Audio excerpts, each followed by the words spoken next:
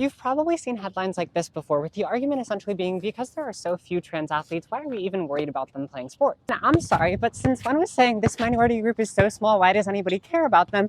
A good way to humanize and advocate for people. It also begs the question, why is this number so small in the first place? Currently, 28 states have laws restricting or excluding trans people from playing in sports, and a majority of these laws only affect trans women and girls. In February, Trump signed an executive order barring all trans women from playing sports, or as the White House likes to call it, keeping men out of women's sports. So what evidence do we have that trans women have biological advantages over cis women when playing sports?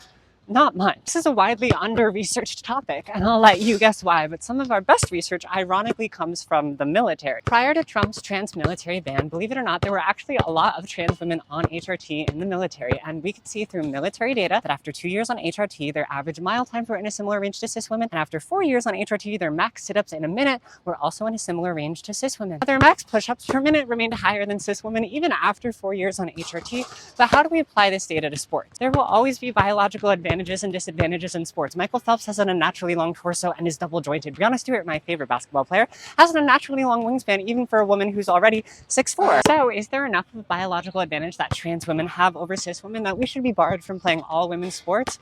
Girl, I don't know. They literally won't research it. But at some point, this isn't a science issue, it's a social one. Because we glorify sports so much in this country and trans people are a highly preyed upon social class, it's unlikely that we as a society will ever be ready to see a trans woman compete in mainstream sports unless she's really bad. And then it might be socially acceptable, but is that all that young trans athletes should be able to aspire towards? Being mediocre enough at their sport that they can just compete? And personally, my biggest issue with this whole debate is how it blanket excludes trans youth from playing sports, which are important social and physical learning experiences that all children should be entitled to. There is little to no evidence that suggests prepubescent boys or girls have biological advantages over each other, which is why it makes no sense to bar trans youth from playing sports. It is a social tactic used to intimidate trans people, to discourage transition, to erase us. Obviously, this is a very nuanced and controversial part of the transgender debate, and I will be the first one to admit that there's a lot more research and learning that we all need to do. But I'm a trans woman and I love sports, and I love women's sports, and I love my community, and I love the kids in my community,